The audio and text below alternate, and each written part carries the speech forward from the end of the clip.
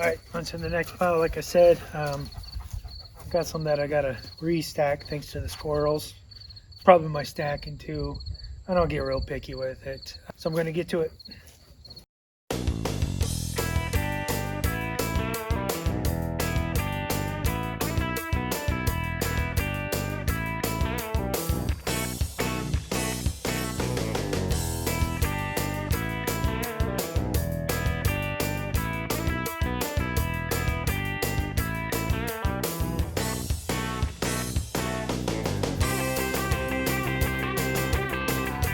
So a lot of what I'm stacking now, or should I say restacking, is that dead standing Siberian elm I was talking about earlier. Stuff just split so good, and I had some huge trees come down, probably 80 plus feet tall. Well, not come down, but just die, and they were just standing there. So I pushed them over with the excavator, and I harvested pretty much all the wood, all the branch wood. It was still solid. You can hear this. You know, that's not punky at all. It burns really well. Then there's this other stuff. It's like slab wood. Kind of see the bark here, but just leftover slabs from milling. This happens to be black locust, and I milled up a bunch of timbers so I could make some garden boxes for my wife and for the house, just the property overall. But black locust has got to be dry. And if it is, it'll burn forever, and it'll burn hot. I don't put more than one in there, otherwise we start sweating out of the living room and the house. So I'll put some softer wood, maybe some ash or even some cedar, and then one of these at night, just because it burns so long. But yeah, great wood, lots and lots of BTUs. Here's a good piece. You can tell that's black locust right there. Well, at least I can. Real familiar with it. I got two pretty good stands on the property that I try to corral because it is an invasive species. And it's hardwood, but I don't know why we don't use it more often. I mean, once you mill it, it doesn't really check a whole lot. A little bit, like all wood. It doesn't twist though. It's real stable. Of course, you got to know what you're doing when you're milling too. If you can mill, you know, post right out of a tree and keep that pith right in the center, great timbers. You know, old timers, I've heard stories, you know, fence posts being in the ground for 100 years and being pulled up and they're still good. I don't know if there's any truth in that. I've never actually pulled up a 100-year-old fence post, but I will say if I use them for any kind of ground contact, I still go ahead and treat them. Just some my own mix, and typically whatever used motor oil I have, I'll cut that probably a third to a half with diesel, and that's my treatment. So it served me well, like on my decking boards, on my trailers, my landscape boxes. Really good stuff. So I had my son helping me down in the woods. He was running the Makita 40 volt cordless. Doesn't really like the loud saws. I just asked him to cut up the limbs, and he did. He cut them up. I'm not really sure, like a mini stove size. My stove can take up to 18 inches, so I said, you know, 16 to 18 inches. He got half of that. So it's a funny story. Definitely appreciate the help though.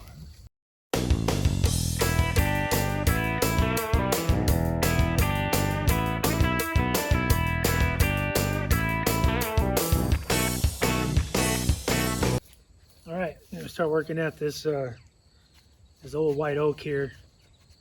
Limbed it up and cut it up quite a while ago, so it's definitely dry.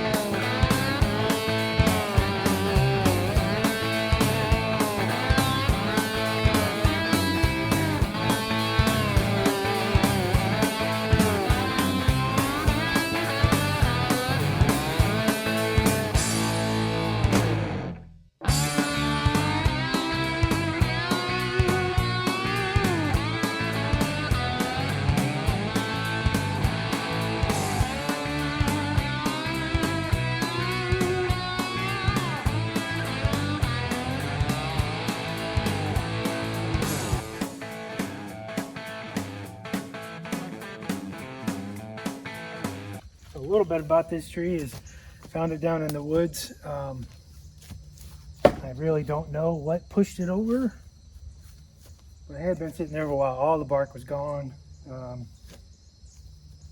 Might be some sort of wilt, fungus, I don't know, but the wood inside is still good.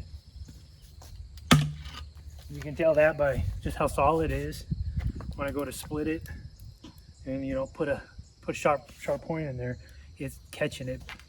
It's not punky at all. It burns real well.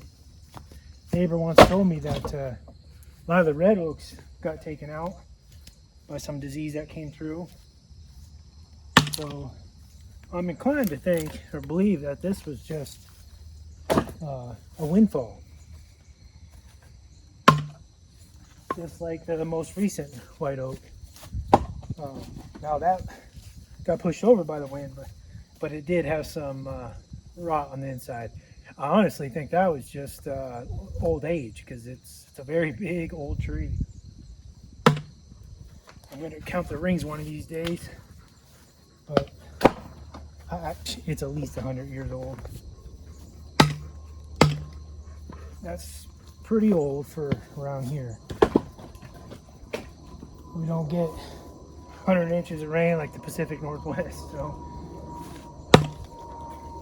we're lucky to see 30, 35 inches a year. Before this year, we were lucky to get 20, 25. We were in quite the drought, and we noticed a bunch of drought-hardy invasive species come up, like bindweed just all of a sudden popped up. Not really sure what it's called, but it might be foxtail grass. That's really popped up. I don't really care too much about the grass. Grass is grass, as long as it's not stickers or anything like that. But yeah, probably the previous 5-6 years was real dry. Now the creek never stopped running, but that's spring fed. It did kind of go down to kind of like a slow hose flow, but it kept running. And then this year we got hammered. Well, we're well over 30 inches of rain. That's what caused the pond to flood over that one time. But the spillway worked really well.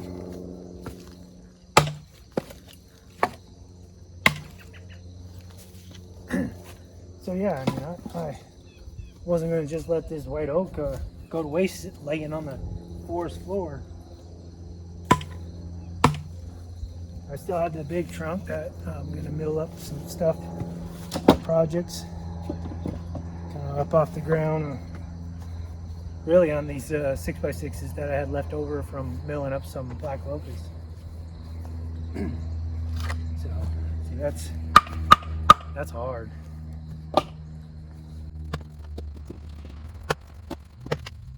Like I said, I enjoy harvesting wood from the forest, cutting firewood, splitting firewood, stacking firewood. I don't know, I just enjoy it.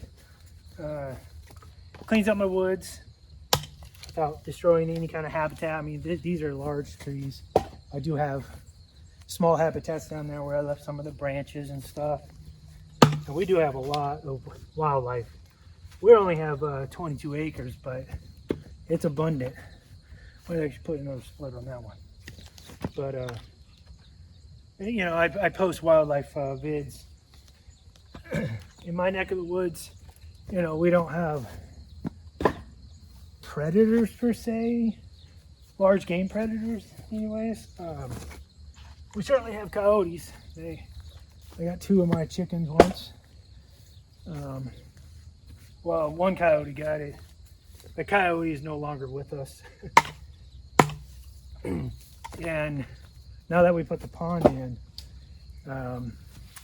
they have to go way around. Not that they don't, because they do, and I've caught them on camera. But I do lock up my chickens and my ducks, and unless I'm outside, they stay in their coops. My ducks have a separate coop than the chickens. They just like to get into the water and make a mess.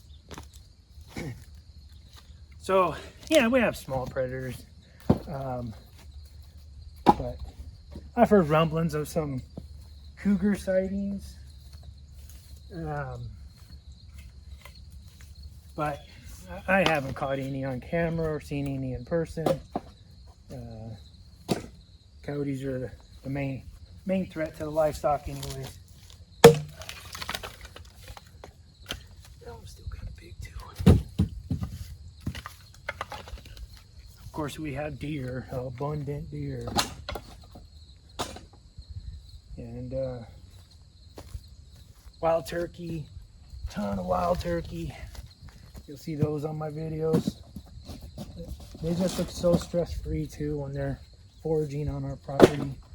I do not hunt. I just don't think it's a necessity for me. That's just my opinion. I know some people enjoy it and they do harvest the meat and stuff. That's fine. I don't care. Just you do you. But I also don't let people hunt or trap on my property. Some guy showed up once wanting to trap raccoons and beavers, and I just don't want to open that door at all.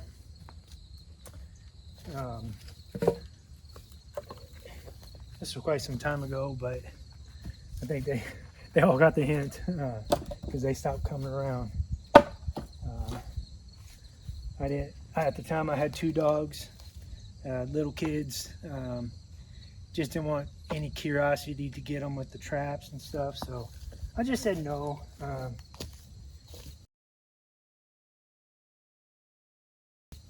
But one guy was persistent, and I had to kind of get stern with him. You know, I wasn't trying to be a jerk, but it's like, I mean, no means no. I'm not a 15-year-old kid that doesn't know what no means.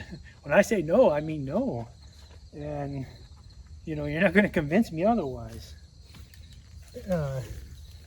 Then he started just telling me how safe his traps are, and that, you know, he'd float me back some cash. And I'm like, oh man. Finally asked him to get off the property. It's just enough's enough. He was friendly enough, but again, you're not going to get me to change my mind, man. I told him that several times. Like, if you want to sit here and waste your time, that's fine, but now you're wasting my time, and I got stuff to do.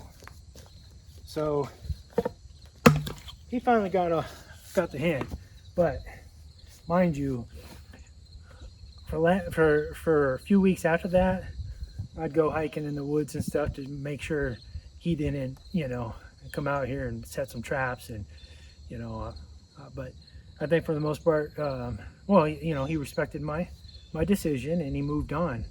And honestly, maybe he got a lot of no's out here. That's why he was being so persistent. I just don't see a lot of people out here. A lot of city transplants, and not really a lot of natives. Just come out here for the quietness, you know, and peace. And I mean, that's me. I love it out here.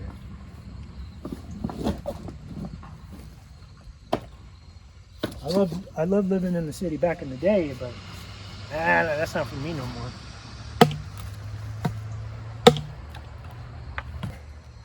Oh, another thing too is, so I usually do everything myself. There's a couple exceptions. Concrete, I just don't have the equipment, and you need guys to do that. 1 or 2 guys just struggle, just a complete waste of time. And most of the time roofing. However, I will never pay somebody to do a roof again. That's a whole nother story. So we had a couple contractors out here to give us bids for the garage.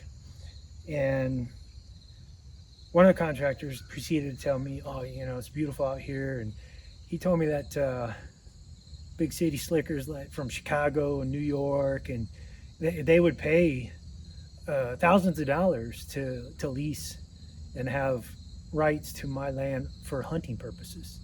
So they'd come out here and, you know, I don't know when hunting season is, but during that time they would hunt, and they would pay me $10,000. He said up to $10,000, maybe even more nowadays. And I said, well, you know, I'm sure some people would fall for that, but I'm not falling for that. I mean, money's not everything, and certainly not in my mind. And I'm not interested in it at all, so don't be telling anybody. He said, no, I won't tell you, but it's just crazy. He was just telling me how those guys will just, they'll pay that money. And I got to think there's good hunting ground in New York or anything in between. I don't really know. I've never lived there. Furthest east I've ever lived was Georgia. That's good hog hunting to country down there. But yeah, that kind of surprised me. Just makes me wonder, like, is it just for the thrill of it? I don't know. I don't get it. It's sort of like golfing. I mean, I would never golf. I tried it a couple times. I don't get it, but so yeah, that was a good story. They'll pay that money, and I got to think there's good hunting ground in New York or anything in between. I don't really know. I've never lived there. Furthest east I've ever lived was Georgia. That's good hog hunting to country down there. But yeah, that kind of surprised me. Just makes me wonder, like, is it just for the thrill of it? I don't know. I don't get it. It's sort of like golfing. I mean, I would never golf. I tried it a couple times. I don't get it, but so yeah, that was a good story. Those contractors did not get the job. They were like 40,000 higher than the next guy. Like, yeah, that's way too much. And especially, all I wanted was the concrete done and the general framing. I did all the siding. I did all the trim work. I did all the drywall and insulation, electrical inside. But the other contractor that gave me a decent bid actually included the roof, gutters, and windows. So yeah, I don't know where that guy was coming from with his almost $40,000 over bid. That was crazy. And this is all way before the pandemic.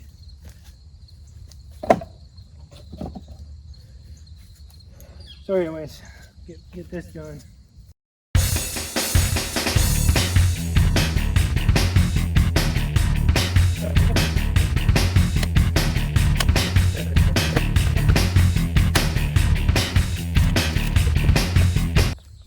All right, I got an old pool that it lasted probably 3-4 years, and I passed it a couple times, but kids just stopped kind of using it, and now I got the pond, so I just go swimming in that.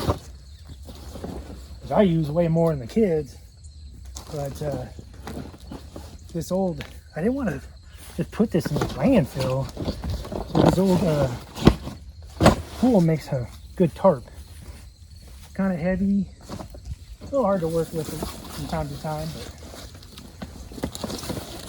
but not too bad. Totally worth it. Cover up this.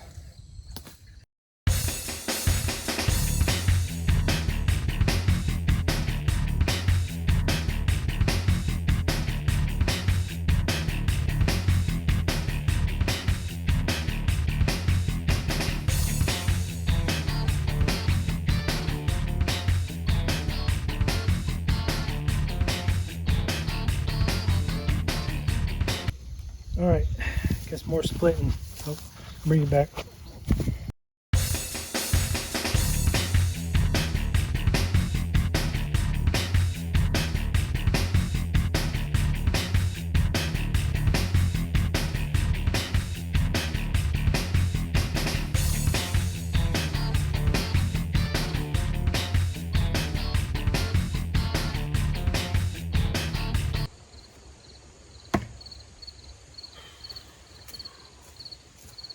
All right, I gotta stack some of this.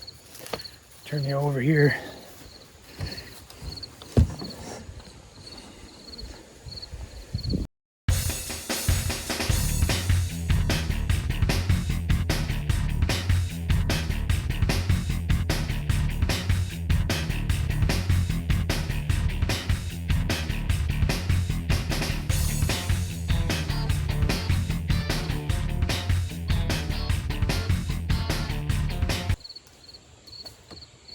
Usually I'll use this picker room to pick up and stack, because usually I split right next to the pile where I'm going to stack. But I accumulated so much this year just from cleanup and whatnot. It doesn't make any sense to go one or two at a time. So I just grab an armful and do it that way when I'm this far away.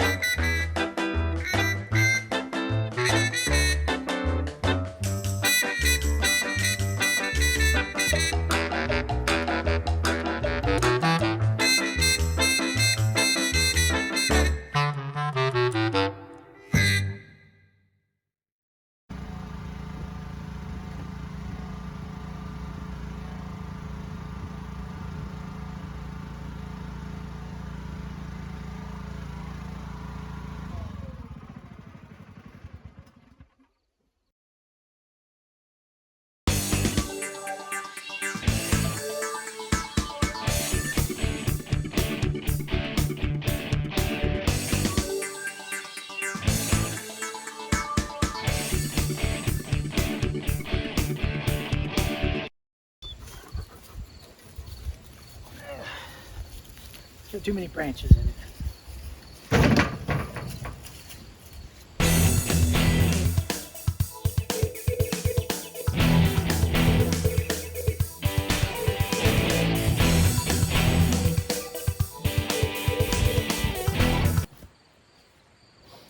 Looks like my hydraulic ram here is leaking. Guess that I've had it for 4 years now. But I only use it for the gnarly ones, so I'm surprised it's leaking. Although the first fall I got it, the hydraulic pump, I guess sprocket that connects to the engine, can't remember what it was called, but it completely shattered on the first gnarly round. And of course, sneaking place where I bought it brand new. It was on sale, but it was like a Labor Day sale, I think it was. But they wouldn't cover it under warranty. I mean, it was like a $20 part, but still, not even one use, one full day. Oh well, so I'll have to get this replaced. I was wondering what that smoking was, dripping down onto the exhaust. It's like, I was hoping it wasn't the motor. That's a Honda motor that's usually pretty good. I changed oil and everything, so. All right, I guess more stacking.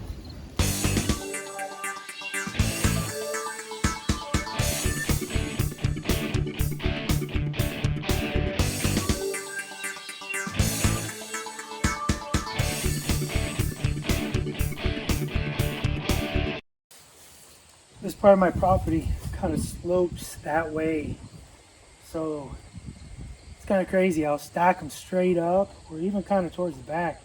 It's just gravity. I got a pile down here or this way that I cannot believe it hasn't fallen. It is literally leaning probably 15 degrees. I'll probably come up here with the big tractor and try to push it. I don't know. See how much falls.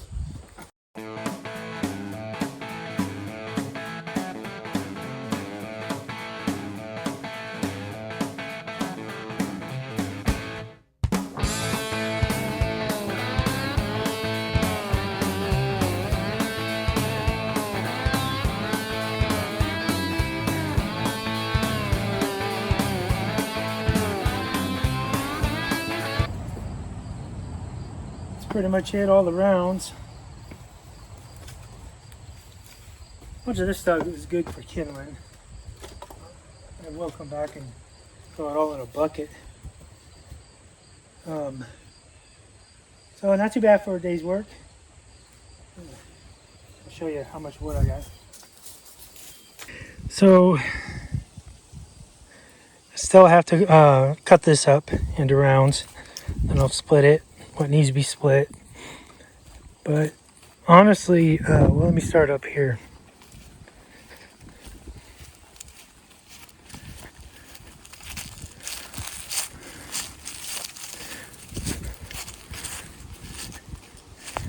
So that is seasoned, ready to be burned. And then if you look down there, you can kind of see the next pile, how much it's leaning. A lot of that is hackberry. Actually, all that is hackberry. Burns pretty good. That is seasoned, ready to be burned. Most of this is black locust. Some of it still needs to be seasoned, but this stuff in the upper left is ready to be burned. And this big pile that I just added to is all seasoned, ready to be burned.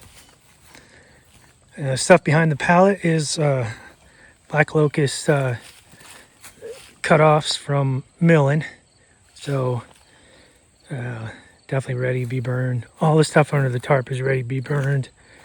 Pretty much all this is seasoned to here. Then these 3 cubicles here are still drying. Black locust, some elm. That's mainly it. This one I just put my old oil in. And this is walnut and bur oak or white oak that I just cut down. So that needs to be seasoned. I won't touch that for about a year or two. Probably even longer since I have all this other wood. So like I was saying, that's it for today. I may just throw this into a video before it gets too long. Maybe bring you back when I tackle this pile here.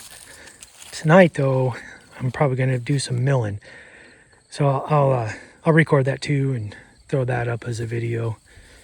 So anyways, if this is your thing, I really appreciate you watching. I'll catch you all in the next one.